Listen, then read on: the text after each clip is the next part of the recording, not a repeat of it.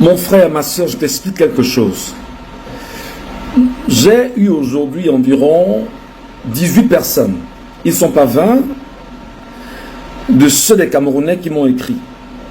J'ai eu environ 18 personnes qui m'ont écrit aujourd'hui et qui m'ont dit: grand frère, pardon, comment on te voit très présent sur les réseaux sociaux, tu parles beaucoup du MRC, du professeur Maurice Kamto.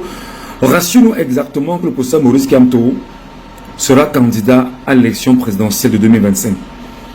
Et j'ai dit à quelques-uns que donnez-moi un petit moment, le temps que je me libère, je viendrai vous expliquer cela.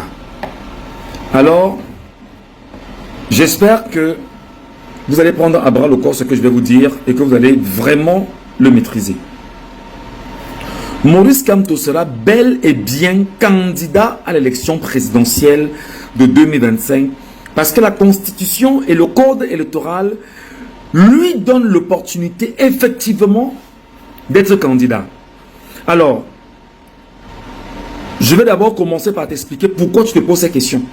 Tu es en ce moment très inquiet. Pourquoi tu es inquiet? Parce que il y a effectivement un impact de la communication négative initiée par les agents du parti au pouvoir et par ceux qui inondent les réseaux sociaux avec la mauvaise information selon laquelle Maurice Kamto ne peut pas être candidat. Le but, c'est quoi pour eux? 1. Décourager les gens à s'inscrire. 2. Parce qu'ils savent que si les gens s'inscrivent, ils s'inscrivent pour le changement. Et celui qui prend le changement s'appelle comment? Maurice Kamto. Je t'explique ça en français facile. Hein? Je ne vais pas tourner. Français facile. C'est Maurice Kamto qui prend le changement. Donc pour eux, qu'est-ce qu'ils font?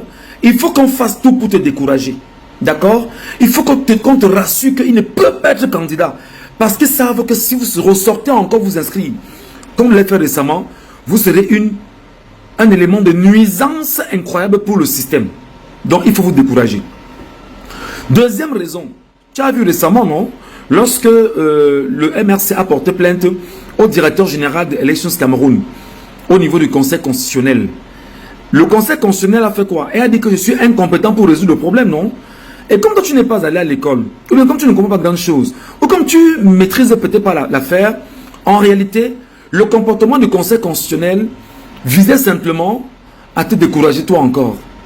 Te dit que c'est moi qui parle, c'est moi qui bloque, c'est moi qui vais décider de ce que vous allez mettre dans vos têtes.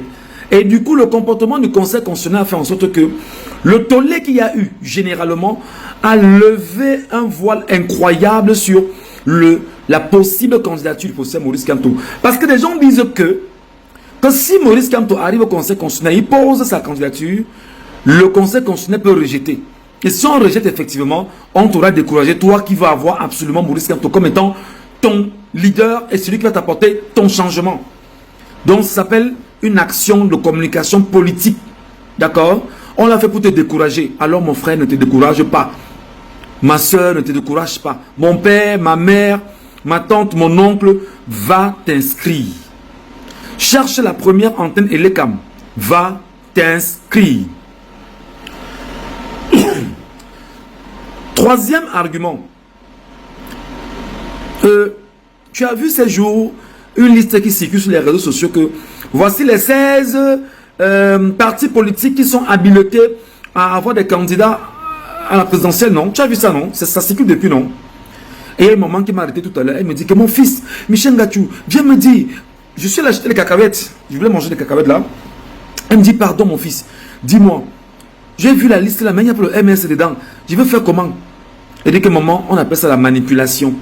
C'est une action de communication. Maurice Kamto n'a pas d'élu avec son parti, c'est vrai, d'accord?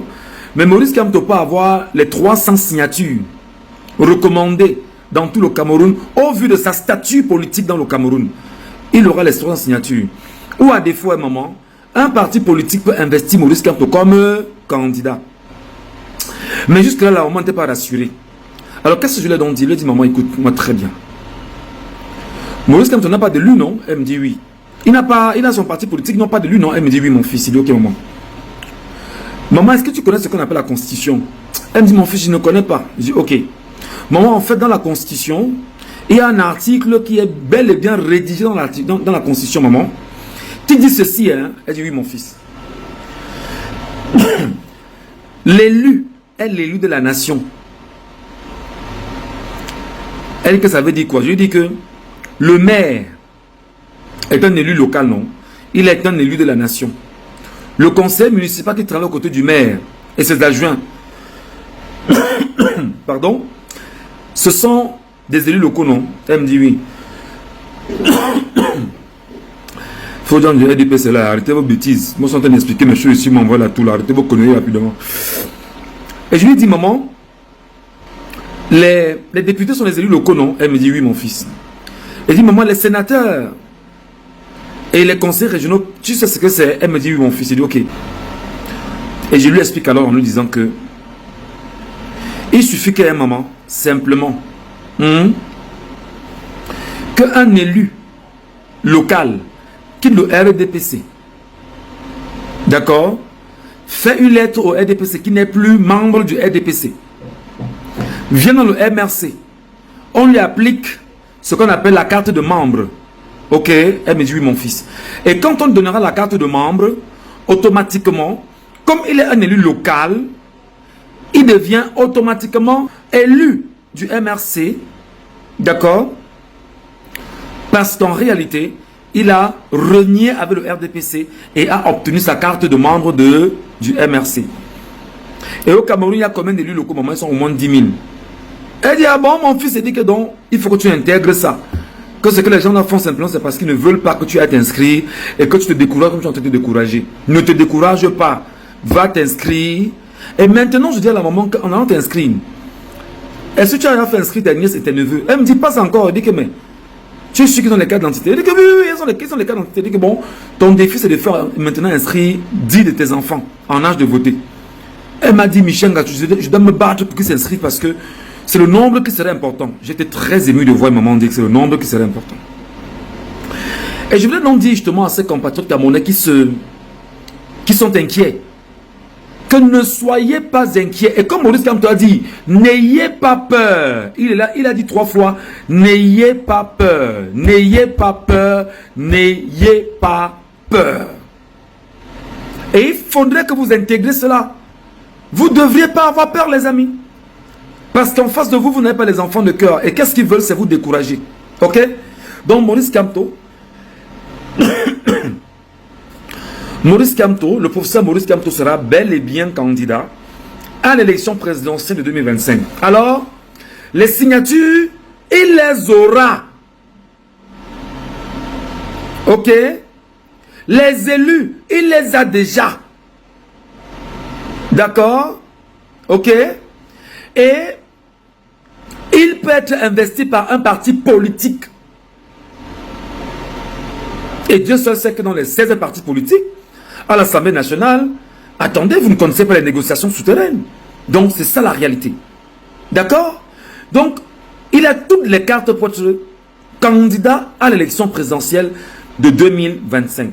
Cette mise au point est importante de la faire parce que beaucoup de Camerounais en ce moment dans les réseaux sociaux sont dans le découragement. Alors moi je vous dis les amis, zéro découragement. Notre objectif là maintenant c'est nos objectifs, il faut tout faire pour inscrire le maximum de personnes sur les listes électorales. 2, que chacun aille rédiger sa convocation ou sa plainte qu'il va envoyer au conseil électoral de l'ECAM pour dire que nous voulons la publication de la liste nationale sur la liste électorale, des listes électorales. Alors, est-ce que vous savez pourquoi ils ne le font pas? Je vais vous expliquer ça en quelques mots. Ils ne veulent pas publier parce qu'ils ont traficoté vos noms. Toi qui me regardes, tu as peut-être même 5 noms dans le Cameroun. Et ils savent que s'ils mettent la liste à ta disposition, tu vas détecter ton nom dans les 300, dans les 30 000 bureaux de vote qu'ils vont créer. Ils savent ça. Je te prends l'exemple.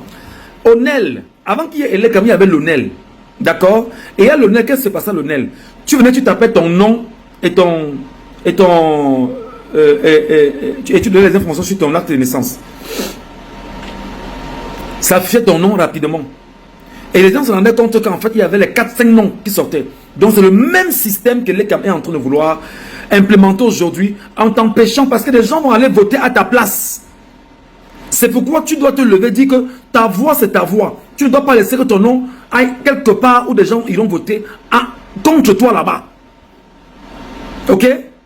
Donc, tu dois te battre pour ça. C'est pourquoi nous devons être dans l'opération 1 million de convocations, 1 million de plaintes en direction de Éric Essoussé et qu'on posera sur la table du conseil électoral. Il faut qu'on le fasse, non? Il faut qu'on le fasse. C'est ça la réalité. Et quand on l'aura fait effectivement, au final, alors là, on gagnera. Parce que c'est la pression qu'ils veulent. Et si vous êtes calme sans les mettre sous pression, ils vont se rendre compte qu'ils vous ont eu. Et ils ne vont pas publier. Et c'est comme ça qu'ils auront dompté votre énergie. Alors, démontrons-leur ensemble en tant que Camerounais qu'on n'a pas l'énergie à gaspiller. On a l'énergie orientée vers notre victoire et vers surtout notre indépendance. Donc, retiens bel et bien que quand tu seras candidat à l'élection présidentielle de 2025, parce qu'il a toutes les armes pour pouvoir le faire.